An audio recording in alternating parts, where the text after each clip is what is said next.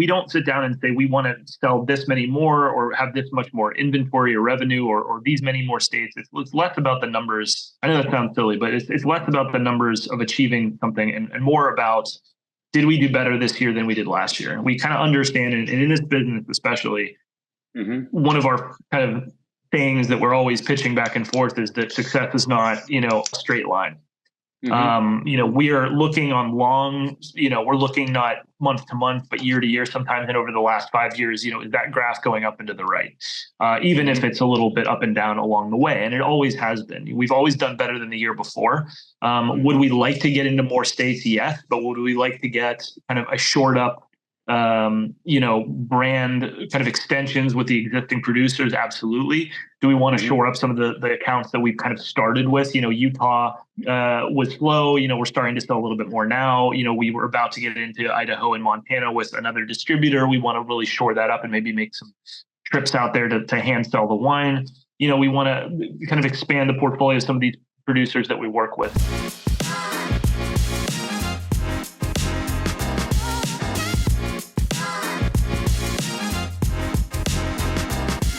Hey folks, this is Sid Patel. Welcome to Wine, Whiskey, and Wheat Show again. I'm here with amazing importers, Daniel and Matt here from Credo Imports, and I'm also co-branding this with our event called Sommelier's Choice Awards, for which they are the ambassadors as well. We're trying to grow Austrian, Hungarian categories and push that awareness in the US market. But this call is really about how do you build an import business, and these are entrepreneurs who have done it. So we're going to have some lessons from you guys. Welcome to the show. Well, thanks, Sid. I appreciate it. And we want to say thank you and give the opportunity to share our experiences and our insight in the business. And I think that we are excited to be part of the Wine, Weed, and Whiskey Show, or did I say that backwards? The Wine, Whiskey, and Weed Show. Perfect. I tried to do excited. Cannabis Drinks Expo for a few years, so that's why I added the weed. But now it's becoming a little tough, so it's back to the beverages. We're very excited to be on the series, and I think to share a little bit about us, a bit about the industry, and a bit about our producers that we deal with. And so I think it'll be very informative for your audience, and we hope we can have some lessons learned for others. Amazing.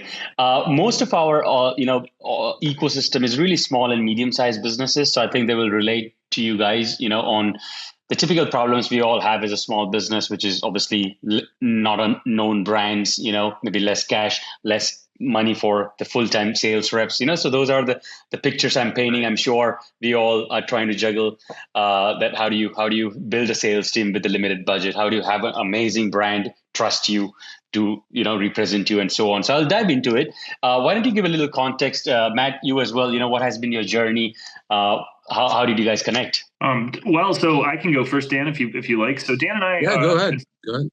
Since university. So we had a mutual friend in the university and kind of stayed in touch over the years. And this was long before the wine business kind of showed up on either of our radars. Dan, I'll let him talk about his background, but my background, I'm from Western Pennsylvania originally, and my family came here from Austria in the 1920s. And we still have family over in Austria, and I grew up kind of drinking Austrian wine and knowing what I thought Austrian wine was. So my family and I had always considered trying to import Austrian wine into Pennsylvania with limited success. We didn't really pursue it too seriously. But then Dan and I linked up after many years of kind of him moving overseas and moving around and going to graduate school and whatnot, and decided that we kind of shared the same vision with wines from Central Europe. And we both decided that we would give it a shot. And Dan had kind of already made the inroads a little bit, and I brought some of the producers that I worked with before and some of the producers I wanted to work with and wines I wanted to work with to the table. And we decided to kind of build the business that way. Amazing. And how about you, Daniel? I mean, kind of what Matt had reiterated there. I grew up in Western New York, and we were friends with a mutual friend in college, and so we kind of ran into each other around the world. We'd run into each other in London, we'd run into each other in England, or in Ireland, or in Germany, and the wine trade events and all that. Like both were no, not necessarily.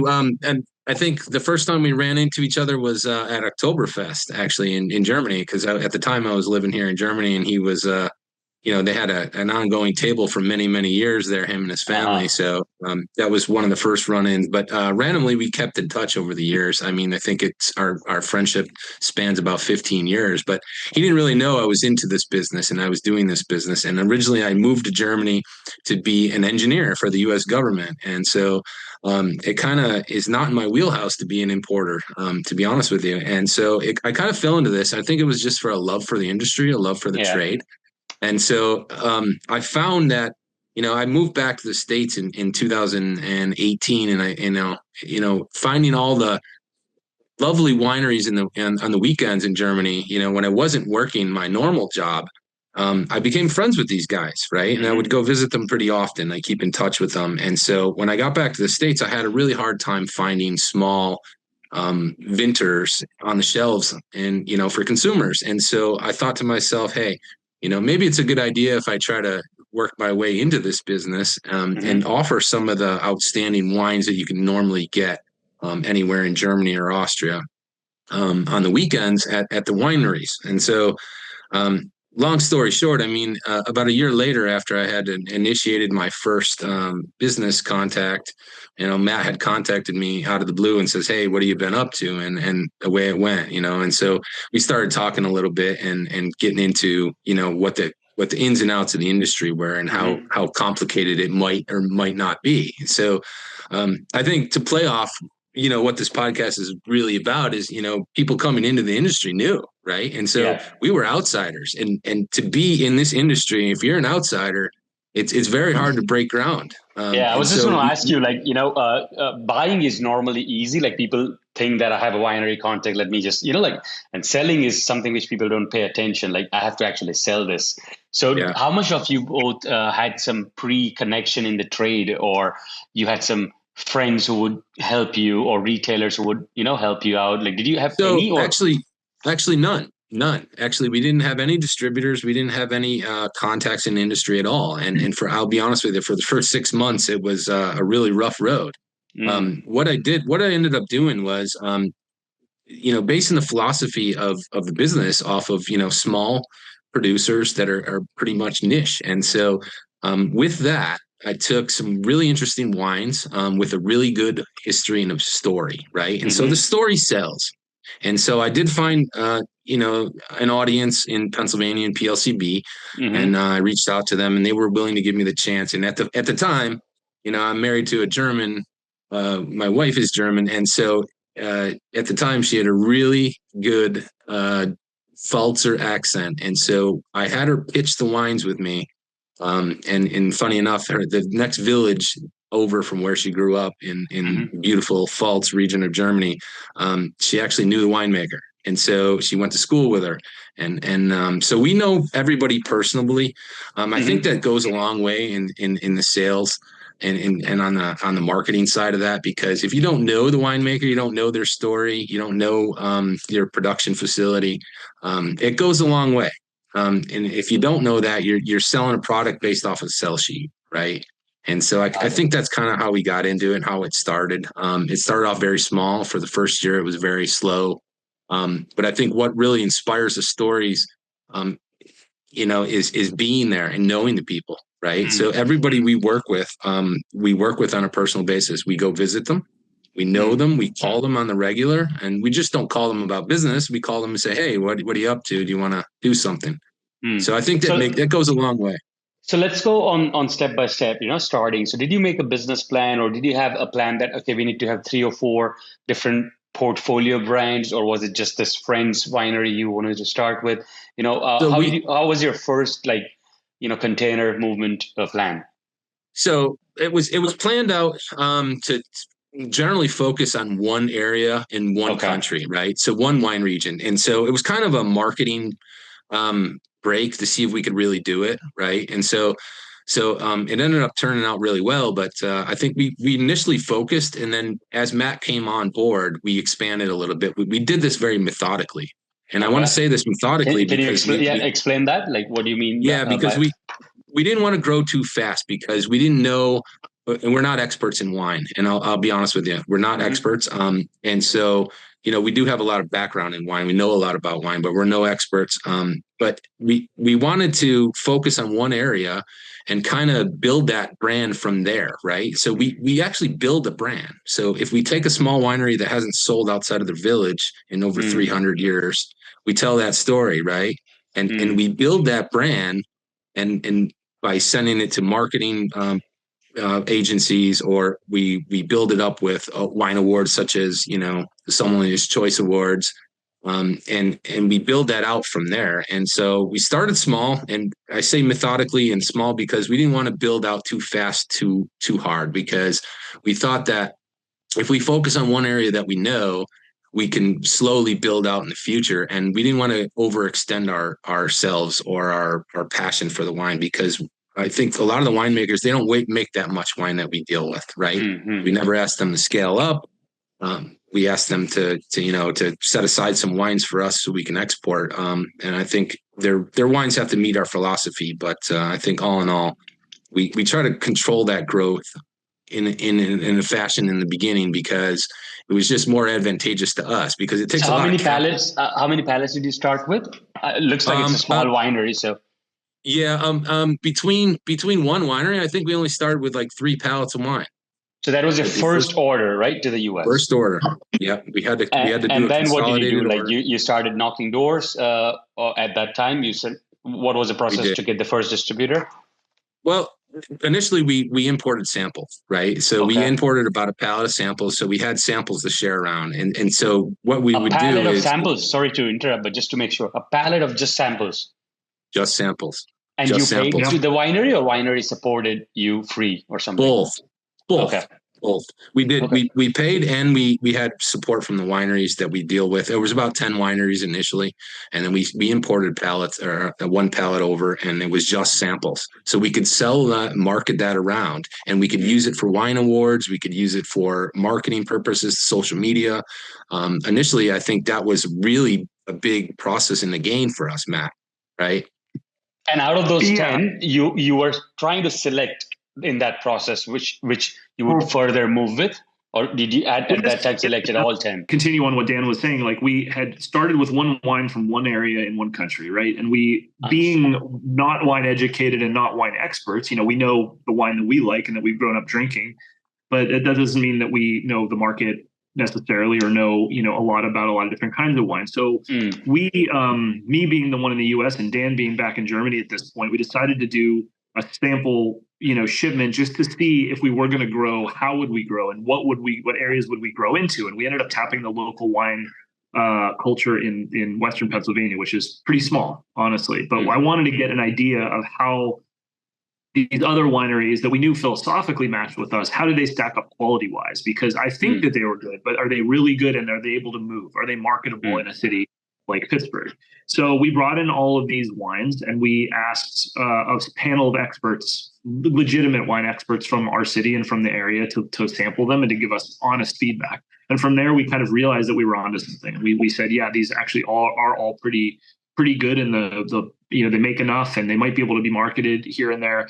But then that's the decision that we made to kind of grow a little bit more, but in a controlled way. We didn't want to take all 10 on and decide that we were going to buy a pallet of each, because you need to do this in a way that allows you, like, we don't want to lose focus, and we certainly don't want to give any one winery less of our attention. And we wanted to build a little bit at a time. So we've selected a few of them. We decided to kind of brand those out and try to build the brand of those. And around the same time, we also kind of decided that maybe just working in one market wasn't the most advantageous in the long run, because putting all your eggs in one basket is never a great idea. This is a very volatile industry. And if you get kind of shut out or kind of lose a little bit of business in one area, you might be in a lot of trouble with a lot of volume of inventory on your hand that you can't move. So we decided a couple of things. One, we were going to move into other markets to distribute. And this would be outside of the existing state control market that we were already in, which meant we would have to get a distribution network. And the other thing is we decided quickly we were going to focus on other countries and other areas within Germany, besides Germany. So this is where my background in Austrian wine came in, and looking at other areas within Germany. And Hungary was kind of the next obvious choice. And we knew that Hungary was kind of an underrepresented area. And the quality is incredibly good right now. The prices are still low. People are figuring this out. But I'd like to say that we got on that bandwagon early, and we kind of found some producers that we really liked philosophically, that were making incredibly good wines. Again, small volumes, grapes that people hadn't really known yet, a little bit more unique or underrepresented. And they just checked all the boxes. So we decided, okay, we're going to focus on these 3 areas. We're going to focus on a couple other markets in the US, and we're going to start bringing some things in little bits at a time and try to shop them around. And that's kind of how we ended up where we are. That's great. What about like finding your distributors and finding the gap, in the portfolio, or identifying your potential distributor and pitching them? So walk us through that process of like, how are you looking at the portfolios and finding your like prospects? So I initially, I think what we did was we piggyback off to some maintained relationships that we found, not only with some wine experts that we made friends with and tried some of our products with and our samples with, but also from buyers, from other buyers, right? So initially, Pennsylvania had a really interesting Eastern European buyer, but he would say, hey, listen, I'm not interested in, but this guy might be, right? And so give him a call.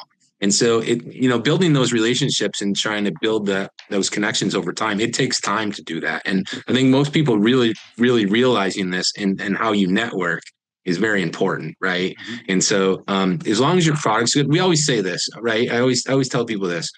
And as you noted on this before, I can import anything I want, right? I can get anything from anybody. Selling it is the problem, right? Mm-hmm. And so when you build networks to sell and you tell the story of these wines, you start to build out and fan out, right? And so initially how it started was, we reached out to the buyer in Pennsylvania, and he said, hey, call this guy. And we did. And we called him, and it went nowhere. And then he said, oh, okay, well, reach out to this guy. And so as you build those networks, you start to get interest, right? You start to build a ethos and a philosophy for your business. And people say, hey, wait a minute, this is really strange or different, or we have different wines. We have very niche wines, if you could say the least. I mean, we have some regular varietals, but we have some very interesting stuff that nobody else imports or nobody else can import because they just don't have the connections, right? And it's advantageous for me to be here in Europe, centrally located in Germany, very close to Austria and Hungary. So I think those initial networks to reach out to distributors, it was a long process, but we did get there. Initially, we reached out to New York, North Carolina, South Carolina, and, in a couple of other states. So how did you reach out? Like you were just cold calling on the phone, or? Originally, I'm from Western New York, so we started there. There's a really big beer distributing company. It's been around since early 1900s, and they were always up the road from where I grew up. So I reached out to them. They just started a wine and spirits portfolio that's kind of split off from their beer section, and that's their moneymaker is beer. But to be honest with you, they had started a portfolio, and we looked through their book. I said, hey, can you please send me a copy of your book? And there was a gap in the book. And I said, okay, well, you don't have any Austrian or Hungarian or German wines in your book. Would you be interested in trying something? So that's how we got our foot in the door there.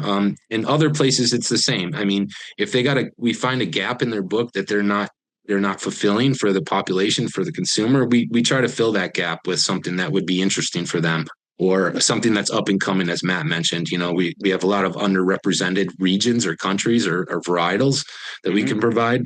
And the best thing about it is we can source them because we have so many connections in Europe with small producers. I mean, I live up the road. I live in the heart of the Rheingau, and there must be 1,000 producers within 5 miles of where I live. So it's very interesting. I think.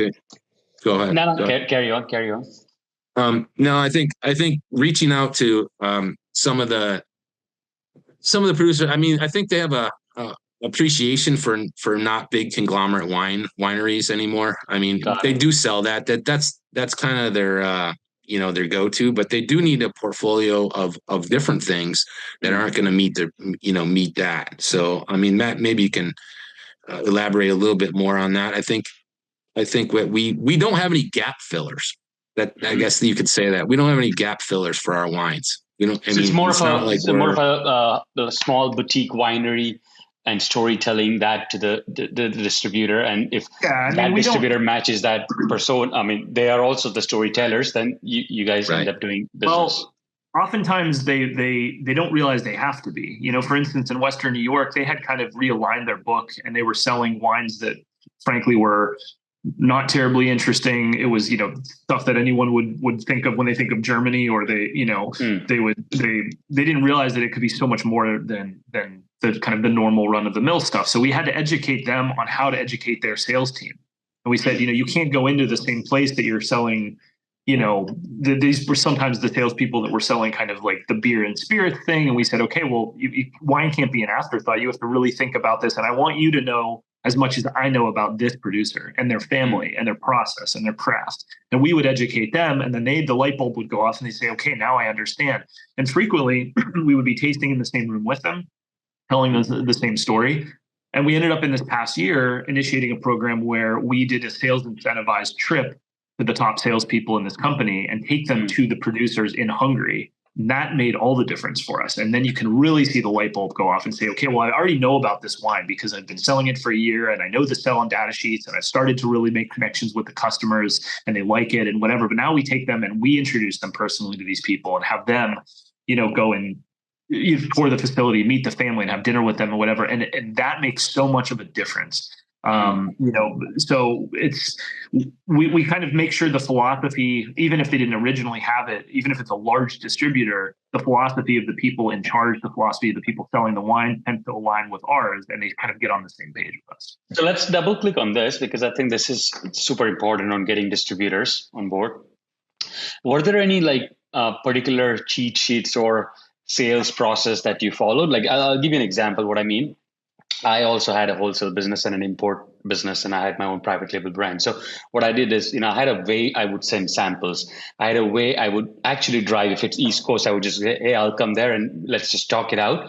And then I would focus more on the marketing support and whatnot, right? So what was your way of sending samples? Did you have some growth hacks where you did something extra when you were sending samples, then you followed up? Just give me a little something where that this formula works better than this formula. Yeah, I would say that, sending samples was one thing, but reaching out and actually sending them enough samples where they can try with their whole team, and then offering to come there, right, in person and do it and tell the story about the wine. I think that was very advantageous because, you can reach out to 100 distributors, and if you don't get across to them in one sentence and say, hey, I'm going to be there, I can offer you this, and give them enough samples to actually try with other people. Did you dig into where you thought that this guy is not interested, but do you know why they were not interested? Let's say, what were some reasons, 2 or 3 reasons why they would, even despite the price and the liking of the wine or the gap, they would say nothing would happen. Yeah. Dan, I was going to say, I think that's an incredibly important point. I'll be honest, I wish we got more feedback than we did and frequently. Sometimes we would send samples and we wouldn't hear anything. And then you couldn't really get an appropriate answer out. And this was really tough for us as a small business because every bottle counts, every sample counts, we're not just sending hundreds of samples out. Sometimes these wineries don't make hundreds of cases of wine. It's such a small amount that we take every single bottle so seriously. And pardon me. And sending things off, we don't blanket send it to people. We kind of try to see if we philosophically align with that distributor. We have a couple meetings and stuff, and then when we can tell that they've done the homework to find out about us, and they say, okay, well, I see this wine and it's from this area, and I see this, they've clearly done the work. They know what they want. And then if we send it to them, then we expect some kind of feedback. But even then, sometimes we were disappointed when we wouldn't find, it would be radio silence. And we said, hey, we really put a lot of effort into this. And this now the distributor knows that we've kind of tasted with you and the producer, and they want your feedback. So sometimes we would get some less than helpful feedback or no feedback at all, even despite trying again and again. Sometimes it was as simple as, this is great, but the price point is just a little too much. Or we thought this would be maybe it'll work in a different market, but right now no one's buying sweet wine. Or it's an off season for rosé. Or there would be a couple, some reasons, and we could understand that. But I wish I could say that happened all the time, but unfortunately, it really doesn't. Did you have any of 2 or 3 win back sort of, or a closure? Like, hey, you know what? Trust me on this. Pay me when you can. Let's say I'll come and do the market work, and as the pallet moves, then we build the trust. But give me a chance. Like, were there any things where you would convince them in a different way, where they don't have to risk much, and you are doing the work? We've done things like we've tried to negotiate, size of maybe first orders. And usually, I'll be honest, when we start working with somebody, that relationship doesn't stop. We've been successful in every ongoing relationship we've developed, and it's nice. Kind of just grown, which shows that we're onto something, and we're I think we're making the right decisions. And we've convinced these people that they're making the right decision. So we usually will start with somebody that maybe, they're taking a chance on us. We understand that, and we're taking a chance on them. So we kind of start small. And as Dan said, we want to build this slowly and methodically, and we do not want to overcommit ourselves or grow too quickly where we end up kind of overextending. So we'll start with a small quantity. That in itself is also very challenging, because you need to make it worth your ability to ship a container. So, bringing in a half a pallet of something doesn't necessarily work. But we do it now that we have a distribution network. We can kind of play that off each other and say, okay, well, we're going to try a new offering to our group in New York State, but they don't want to buy too much because they're not quite sure about it. But if we buy a half a pallet of that wine and split it up 3 ways between North Carolina, South Carolina, and Western New York, now we have kind of spread the risk and spread the we don't have to sit it all in a warehouse somewhere and wait for it to move. Like we've kind of done it piecemeal a little bit to try to test those markets a little bit. And then when we build the trust there, then they want to get more next year. And then they want to get more the year after that. And that's what we've seen. Yeah, I think that's part of the process too. I think when you're in a business like this, in a small business, because, if they want to build trust with you on that brand, right? And so that market might not be necessarily the right market for that particular varietal or that particular wine, right? And so you might have some stores that just don't generate that kind of business, right? And within that market. And so some stores do, some stores don't. So you have a limited amount of supply. So I think how we started was, to build the relationship and says, hey, listen, we'll import this, but we're going to keep it lean. We're going to keep it super lean. And if it takes off, and we'll import more. And so we've maintained stock in our warehouse, and sometimes you sit on it for 6 months or a year, which can be challenging. But again, as Matt said, we diversified our portfolio into different distributors, right? And so now we're pulling from that stock for 3 or 4 different distributors, which is ideal because if they're only ordering a half a pallet here, half a pallet there, it actually works out. So let's go on the challenges of at least the first 5 years, I would say, where unless we create some pull, right, and repeat through, I think we're still in the challenging phase, I believe. So what are the 3 or 4 hard challenges that you often face or have faced? Give me some examples, and how have you learned and improved? Well, I think a couple of the challenges is dealing with different types of markets, right? So we deal with a couple of control states, Utah and Pennsylvania. Mainly our two main control states, and also private independent distributors, right? And so I think the challenges are, when you deal with Pennsylvania like that, you're dealing on a large scale. So they have about 600 retail stores, and we only sell mainly to the premium stores. There's about 120 retail stores. So I think the challenge is other large businesses. You have large conglomerate businesses that are bringing in 30 or 40 containers of stuff a year, and opposed to us, they're bringing in 4 or 5, right, or maybe more. But it's challenging because you're up competing against these big conglomerates, and that's exactly what our ethos is against, right? We're about the small guy, the small business, and maintaining a philosophy of that, and not bringing in large over quantities. All right, and so I think to get over that challenge is to prove to them that your product is unique and it only belongs in those stores, because you're not going to get it from these big conglomerates, right? And that's for an example, I guess, for Pennsylvania, and it's challenging because you have a lot of competitors, there's a ton of competitors, and if you build a relationship with a private distributor, you have less competitors. I think. I mean, there's still a lot out there. Don't get me wrong, but if you build a niche within their book,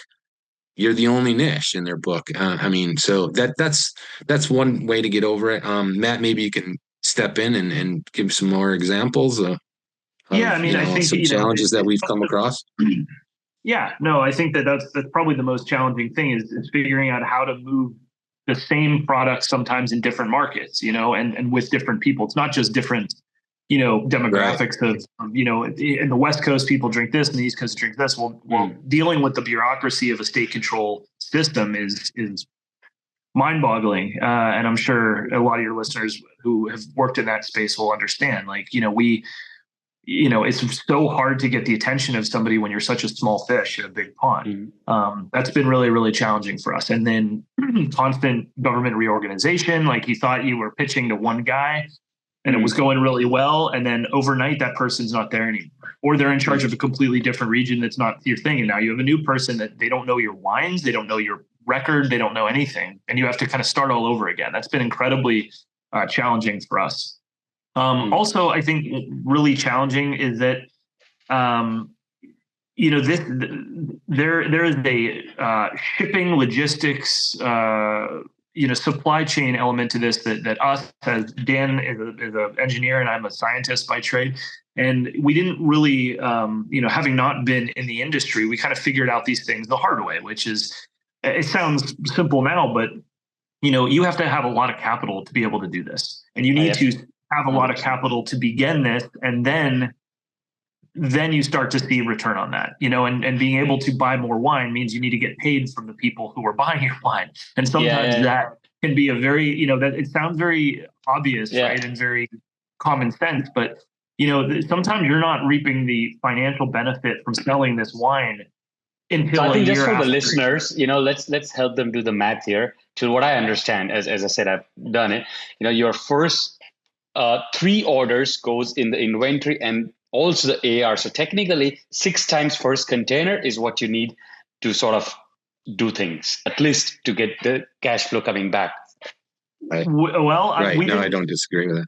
Yeah, I don't disagree with that. So let's say if your container was $70,000, you actually need $450,000 to really be comfortable, and you need to have that much till you start panicking, till you are comfortable for the second order, AR grows, you can grow properly. That's what my math says. So people start with thinking 140 is enough, but it's actually like 6 times, because everything goes in AR and inventory till you actually start collecting back. It depends on a lot of things. I mean, we're dealing with such small quantities that, a lot of times, and again, keep in mind that control states frequently you don't have an inventory. So you're when you sell to a place like Pennsylvania, you create an order. Let's say they buy an entire container of wine, and you work on the logistics and the negotiations and taxes, and you're paying all the fees and whatever. But you never touch that wine. It comes from the producer. It gets consolidated in Europe. It goes over to New Jersey. It's picked up in New Jersey, sometimes by the people who work for the PLCB, sometimes by a third party that goes directly to PLCB warehouses, and you don't sit on it at all. So you don't have to deal with warehouse space, and you don't have to deal with overhead inventory and things like that. That's one market. Western New York's a totally different thing. If they're buying even the same wine as what just was sold in Pennsylvania, you now have to own that until they decide, okay, give me 3 cases this week and I want 2 cases next week. And now there's a whole different supply chain and logistics part to this. So I wish it was as simple as I need this amount of money. And so I mean, cash flow was much more than what you thought, right?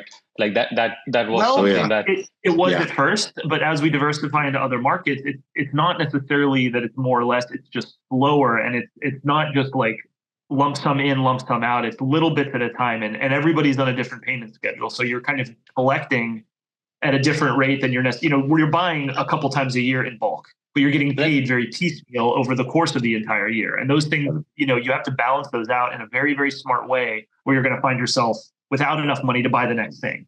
Yeah, and let me ask you one real question. I'm sure you may be lying then if you say no. You had bad debts, right? Like I'm sure someone's not paid bill somewhere. So some distributor said, "Just sorry, I don't have money anymore."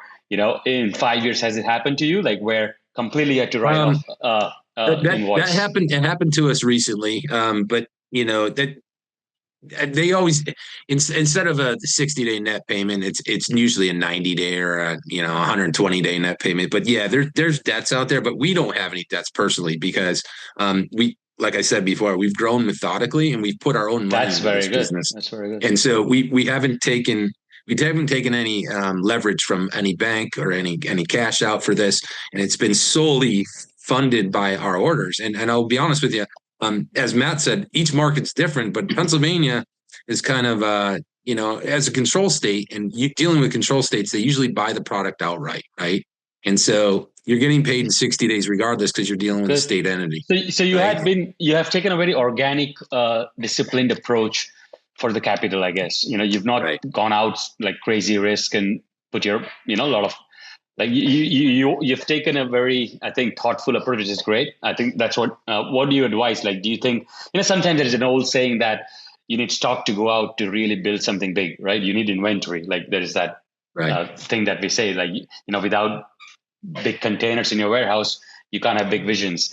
So what is your approach on, if I just say that, okay, how do you build a 100,000 case import business? Or you prefer that this organic way is a much better way to do, or actually invest 2 million and let's go.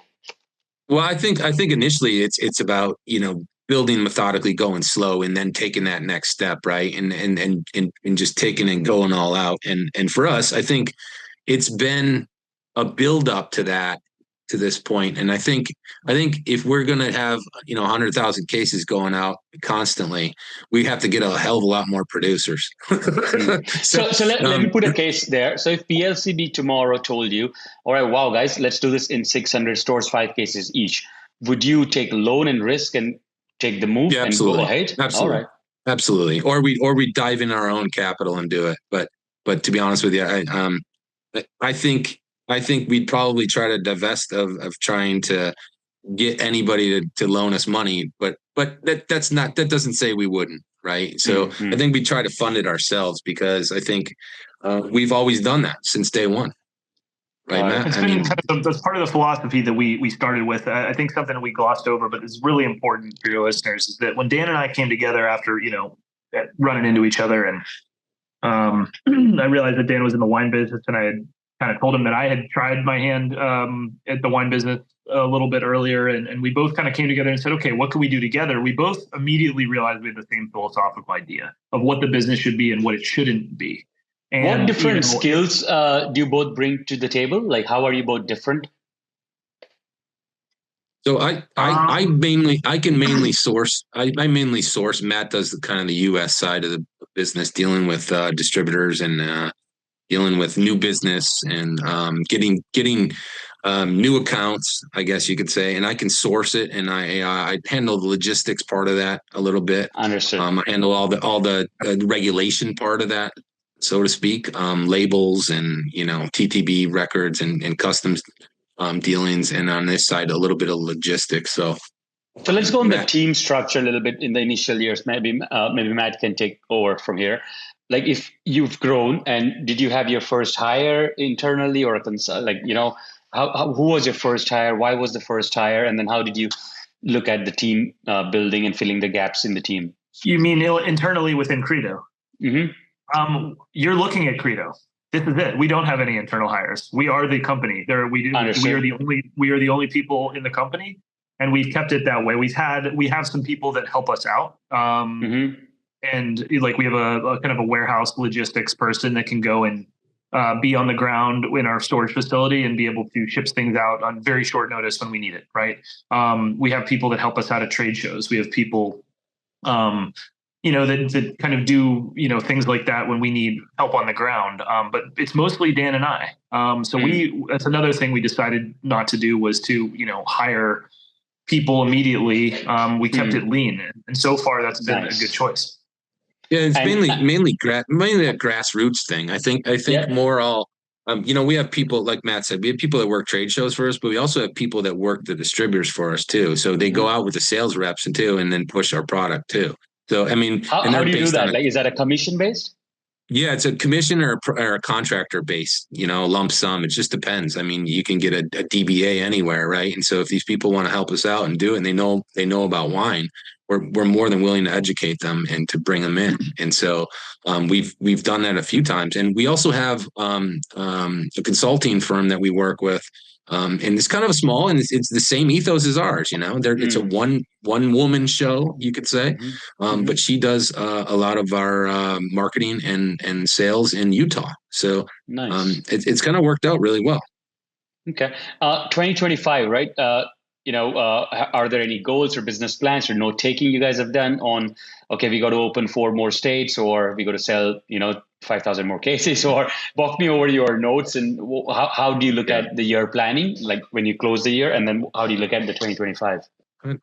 Well, so, keeping with the theme of this being kind of an organic business, we don't sit down and say we want to sell this many more or have this much more inventory or revenue or these many more states. It's less about the numbers. I know that sounds silly, but it's less about the numbers of achieving something and more about, did we do better this year than we did last year? We kind of understand, and in this business especially, one of our kind of things that we're always pitching back and forth is that success is not, a straight line. We are looking on long, we're looking not month to month, but year to year, sometimes. And over the last 5 years, is that graph going up and to the right, even if it's a little bit up and down along the way. And it always has been. We've always done better than the year before. Would we like to get into more states? Yes. But would we like to get kind of a shored up, brand kind of extensions with the existing producers? Absolutely. Do we want to shore up some of the accounts that we've kind of started with? Utah was slow. We're starting to sell a little bit more now. We were about to get into Idaho and Montana with another distributor. We want to really shore that up and maybe make some trips out there to hand sell the wine. We want to kind of expand the portfolio of some of these producers that we work with. So I think our goals for 2025 are continue to kind of we need to realign some of the places that have been a little slower. Pennsylvania was a little slower. We need to kind of create a new strategy, work with new people there. They've reorganized. We have to reorganize. So we're going to be doing that in Pennsylvania, but we also want to build the brands in the markets we've done really well. South Carolina is a new one, but North Carolina has been very solid. Western New York keeps growing. We want to build these things out and continue growth there, and also introduce new products from, producers that we really, really care about, we haven't been able to find a home for. That's a very big thing. Yeah. Also, just kind of to grow a little bit in different areas too. So we picked up a wine from Argentina this year. We offer now in the States, and so we're kind of focused on Eastern Europe. We also have been dabbling with whiskey. We did bulk whiskey for a little bit there. We've imported with a distillery in New York, and we're about to do that again with a very large bulk whiskey shipment, and also. We have other ideas, and we're working with wine agencies, not only from Austria, from Hungary, and you're probably well aware, Sid, the wines of Hungary, and trying to promote those particular brands with those particular marketing agencies. So again, I think. Are there any other? Great points. Does it add to the revenue, or mainly for strategical positioning? You're doing all these things. It adds to the revenue in the long term, because look at all the marketing that they do for you. They're offering to bring producers over to do tastings with distributors and actually run the market. So that's a great thing. Let's go there. Where all importers can sort of leverage and use other resources, like agencies. You said one example, like wine, government money, maybe contractors. Throw me some ways that you can use other sort of help, and towards your business. Matt, you want to touch base? Yeah, that's fine. So I think you can tell by now that we've kind of approached this non-traditionally, right? And you're looking at the company as we don't have a marketing team. We don't have a sales team. No, I like it. It's very, very lean. And that's the way, I think, to be honest. It kind of has to be. That's kind of we made it that way on purpose. And a lot of times we can't compete with the larger distribution networks because we're never going to be that. But we also don't want to be that. And they're never going to be like us because they don't have the interest or the bandwidth to do it. So part of that is we have to get creative with our marketing, and we have to get creative with how we get our word out there. And it's been almost entirely grassroots. It's been word of mouth, grassroots, guerrilla marketing, as we call it, just getting ourselves and our name out there any way we can. Shows like this, social media, but also like the Wines of Hungary, a lot of like media coverage. We've had people who've contacted us or friends of friends that we've gotten in touch with that were willing to promote us on wine blogs or radio shows or various things that, this is how we can help compete in a market that's really, really tough, and that we don't have the money to necessarily build a full marketing campaign. So we're working, the Wines of Hungary has been incredibly helpful to us, and we've really fallen in love with Hungarian wine as a result of being engaged with them so much.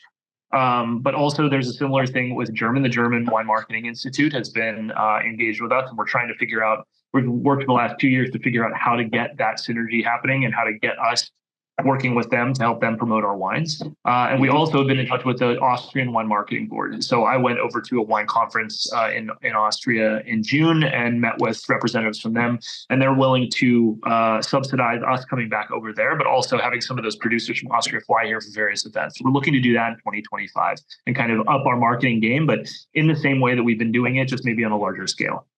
Very nice. Just on closing some remarks here, as the business metrics for an import business, you said, as long as we're doing better than the previous year is sort of how we measure or give a pat to our back. What are some metrics? Like, what do you mean by that? Like number of distributors, number of revenue, gross profit, net profit, like, portfolio increase, give me some way you measure actually, you have some scorecard there. Well, I'll say one, and then maybe Dan can give a couple. But at the end of the day, we are a business, right? We have to make more money money has to be coming in more so than it goes out. So at the end of the year, we have to make sure that we're making enough money to continue doing what we love to do here. So the basic metric is, did you end up making enough money to sustain yourself? That's the biggest thing. When we started this business, we set some very mission statement ground rules philosophically, as I said before, and we kind of matched on those things. We also decided a couple things. We decided we would continue to do this until one of three things happened. Either we stopped making money or started to lose money, that we would stop if that happened. Two, we stopped learning, because this is honestly the most interesting and engaging part of this business in my mind, is meeting new people and learning about the craft and learning about wine. We started off as non-wine educated formally. I just sat for my WSET level 2. I'm going to continue kind of down that path. So we're slowly building the wine education side, but you're always going to be learning. And if you feel like you've stopped learning, you should probably be out of the game. And the third and most important thing in my mind is, do you enjoy what you do? And if we ever came to a point where we decided we weren't enjoying ourselves, we weren't loving the business, loving the culture, this wouldn't be for us. And I think those things metric wise, I know it's a little bit intangible, but the first, are you making enough money to sustain yourself? And are you enjoying and learning from this? Those are the things I think about. And every year, Dan and I meet at the end of the year and say, hey, are we, take a step back. Are we really feeling like we're meeting those marks? And every year we have. Yeah, very nice. I'm sure there's some other things. There's that saying, which is, people get it wrong, where if you make money, you'll be happy, but it's the other way around. If you're happy, you'll make money. That's right. That's right. That's kind of that ethos is what plays into our business, right? And so nice. I think it kind of helps that, we don't have to rely on anybody else, to do that. Right. And so it's kind of, if you want to judge by a metric, yeah, we want more distributors. Yeah, we want to sell more cases, but are we having fun doing it? That's the question. Are we making people happy? Are we syncing with our producers and we getting along with them and making money for our distributors?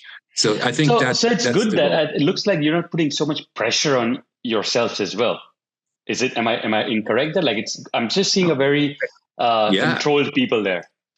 No, I think you just touched on something really, really important. One thing I will add before I get into that, though, is that a point that I didn't make, Dan, that you just kind of reminded me of is a very important metric for us. Yeah, are we having fun? Are we learning? Are we making money? But also, are we doing everything we can to advocate for those producers that we care about? We are their representatives in the United States, and they're looking to us for advocacy. And if we're not doing everything we can to get their wines tasted by people that would never have tasted their wines otherwise, then we're not doing something right. So we have to look at that as a metric as well. But I think you're right. At the end of the day, the idea that are you making money, or are you are you enjoying yourself, or are you making money first, or are you is money the most important thing, or is your happiness kind of the most important thing? It's tough to kind of put a metric on that. I don't know, Dan, what do you think? No, I agree with you. I think there's an ethos side of this business, but there's also the profitability side of it. You have to scale up at some point, and that's the difference between a lot of other importers and us, right? And so a lot of the people are more driven towards, a lot of other importers are more driven towards, sales and profitability, which is fine. I mean, we're about that too, but we're more about taking care of the people that we care about, right? And so for us, it's more of our ethos to be involved with profitability and growth on one side, and on a philosophical side, and then on the other too, is try to build it out. And that's why we've grown so slow over the years. I think we're just we're at the point where we're growing almost so rapidly, we're going to have to hire some people. Very nice. Very nice. So if you don't mind, I can ask a couple more, so we can, sure. I just missed. So let's go on using the producers, or help, how can small producers who don't have much budgets, right, to maybe even fly down here?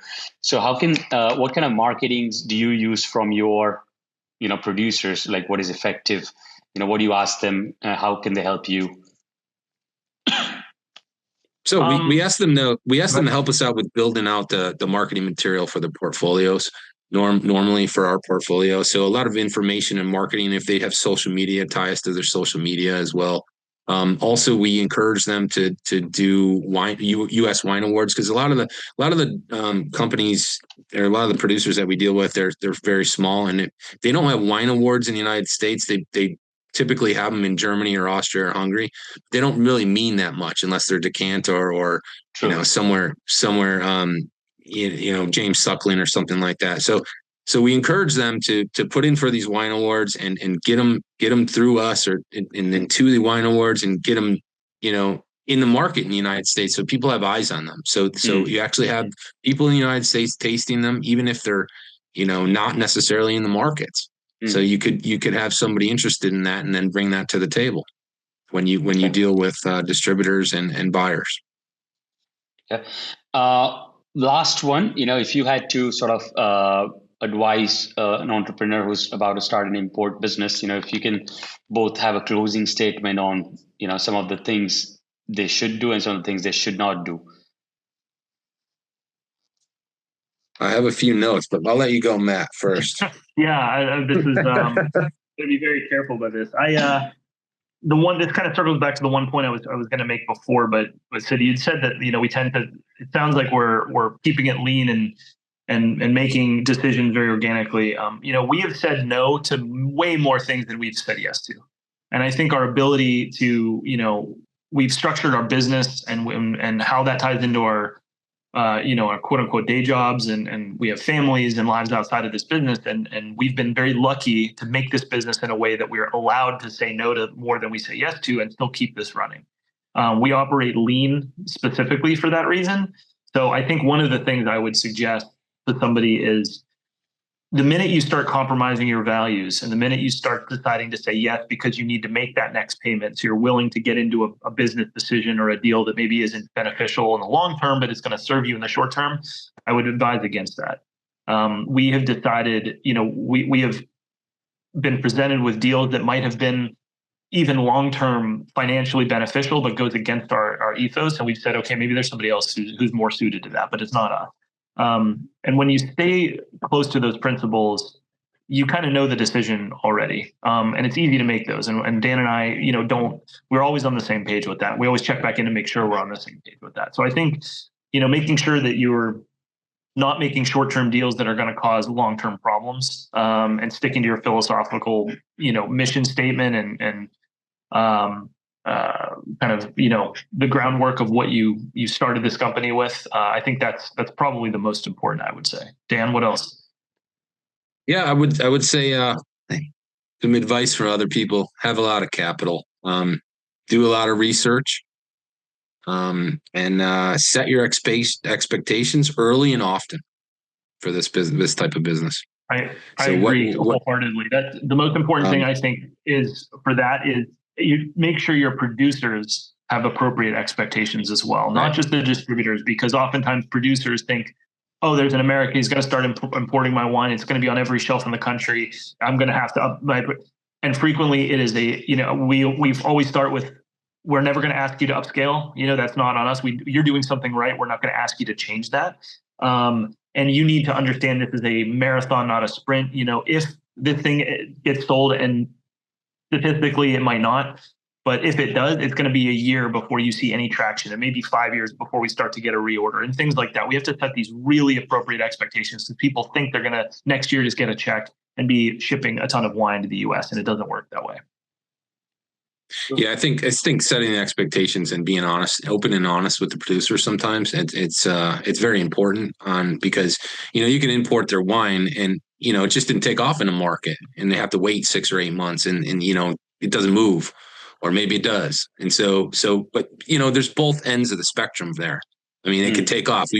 Some of our Hungarian producers are selling off the shelf. We can't bring in enough in, right? And it's just containers. But some of the other producers, maybe not so much, just because it's not as popular. Maybe the brand didn't take off as much. Maybe just the market area isn't the right market area. So the expectations are very important. Again, I said, you got to do your research. You got to put in your time and your capital and know the right people and get with the right people. And, hopefully set expectations very early and things will be very, very well known to those people. I think one more important point, and maybe this goes without saying and should be common sense, but you got to have good wines. You can't do this with bad wine. I mean, maybe you can, but we wouldn't know, and we don't want to know. Like, you got to start with a good product. You got to really, juice has got to be good. We say that all the time to each other. You got to have. One of the sayings I like to tell people is that it's the wine's got to be good, but the people got to be good too.